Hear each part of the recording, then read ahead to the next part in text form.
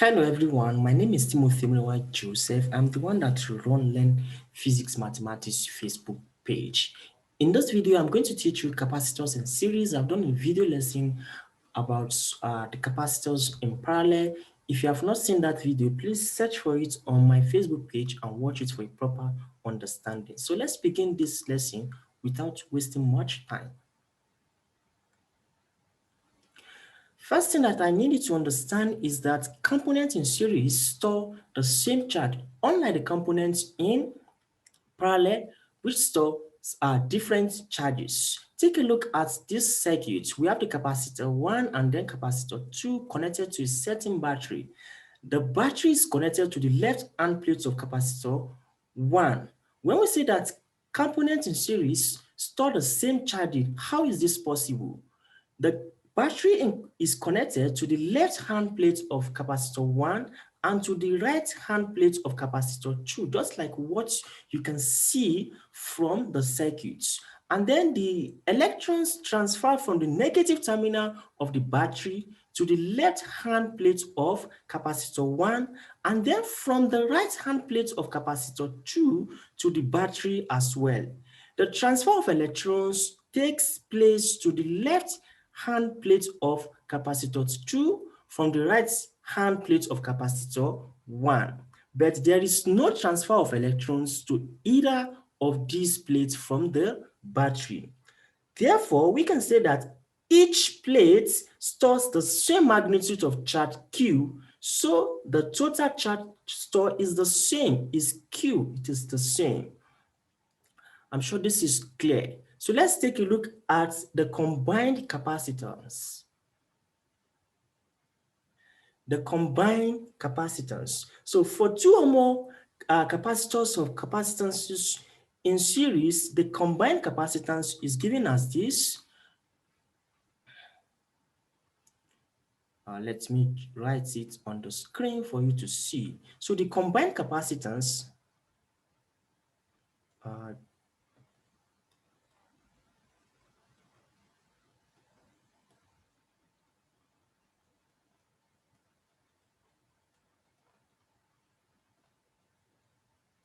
so here we have capacitor 1, capacitor 2. So the combined capacitance is going to be 1 over C equal to 1 over C1 plus 1 over C2.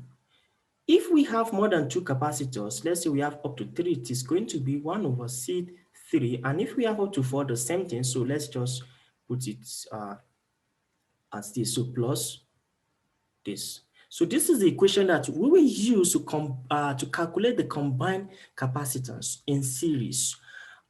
Now let's consider two capacitors C1 and C2 in series, just like what we have here. Because they store the same amount of charge Q, the potential difference across each capacitor is given as this. So the potential difference across each capacitor here, this one is given as a potential difference. Let me write potential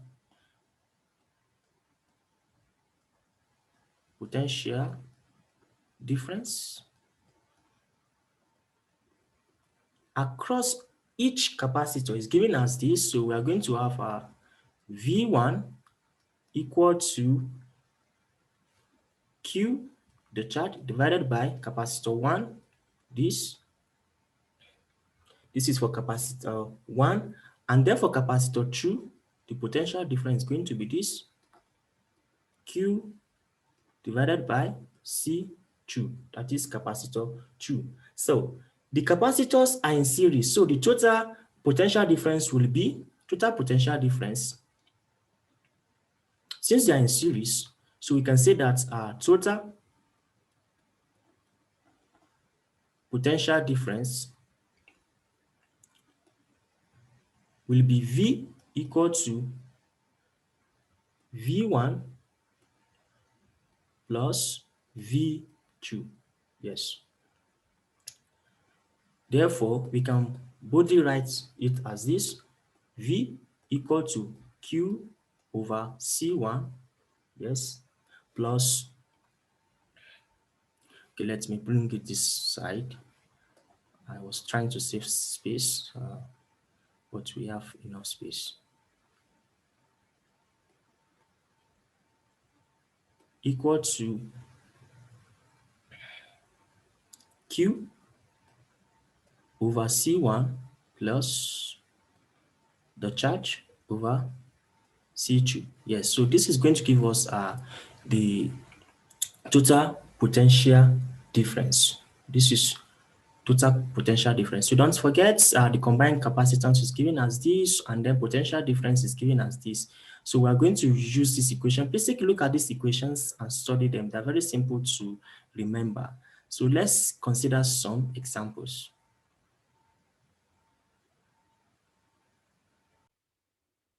So we have the example here, a 3.0 volt battery, a 4.0 microfarad capacitor C1, and a 2.0 microfarad capacitor C2 are connected in series with each other.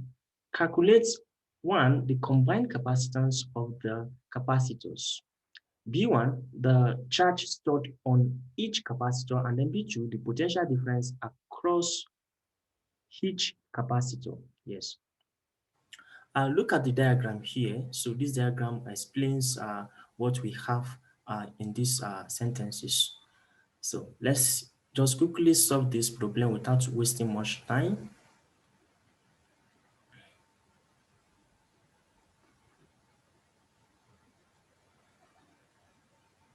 So let's divide the screen. If you look at this diagram, we have two capacitors in series. Then we are going to apply the equation now to calculate the combined capacitance of the two capacitors. So the first one, applying this equation, equal to 1 over C1 plus 1 over C2. Then we substitute our value into this. We have 1 over the first capacitor is 4.0. Let's put the points 4.0 plus 1 over the second capacitor is 2.0. So here we take LCM. So the LCM will be 4. So 4 into 4 here is 1, so 1 times 1 is 1. So here we are going to have this, and then 4 into 2 is 2, or 2 divided by 4 rather. So it's 2, and then 2 times 1 is 2. So we are having something like this, 3 over 4. So which means equating into this, we have 1, no, we should have 3 over 4.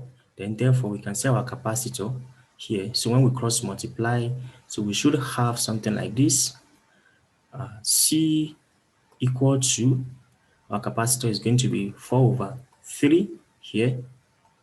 Okay, so and then capacitor will be 4 over 3. So we are going to have 1.33 microfarad. So this is the combined capacitor, the combined capacitance in this.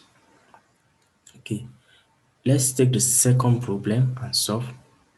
The second problem says we should find the charge stored on each capacitor. So this is very simple to calculate because it is in series, and then since it is in series, they will store a common charge. So we are just going to apply this equation. So let's say B1. So to calculate the charge stored, charge is given as Q equal to C times V. And then we have found the combined capacitance. So we're just going to substitute by saying 1.33 times what's the voltage, which is given as 3.0. So when we do that, what are we going to have? 1.33 times 3.0.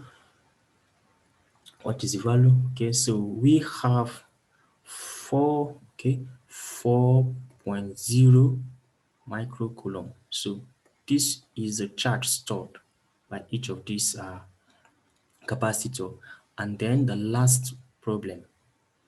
So let's The last problem says we should calculate the potential difference across each capacitor, across this and across this as well, the potential difference across each capacitor. So we are going to do that now using the equations that we have learned, but I need to divide the screen again. Let's put,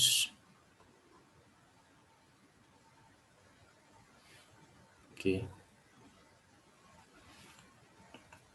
So potential difference, so that is P2. The potential difference. So we calculate for this and we also calculate for this. Our potential difference is given as this V equal to Q over C, right? That's the charge over divided by the capacitor. Okay, so we have for that of capacitor 1, which is 4.0 capacitor 1. So we're going to say V1 equal to Q divided by C1. And then we are going to have, what is our charge? The charge is 4.0 here, divided by capacitor 1 is also 4.0. So we are having this as 1.0, yes, volts. 1.0 volts for this. And then for the second one, so we're going to say V2 equal to Q divided by C2 as well. So Q remains 4.0 divided by 2, right? So we have 2.0, 2.0, and then the potential difference will be 2.0 watts. Our unit is going to be volts, 2.0 volts. So you can see how we calculate it. So this is how to do this calculation. So it is very simple to solve. I think by now you should be able to calculate the problems in series capacitors. Yes, without any problem. This is where I'm going to stop. Thank you for taking your time to watch this video.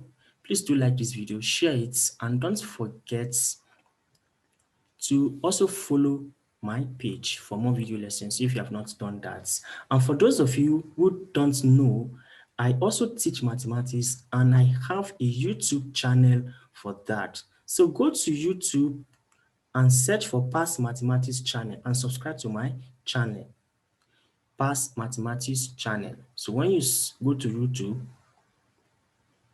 search for this Past Mathematics channel and subscribe to it for you to learn mathematics. Thank you for doing that. Goodbye. See you again.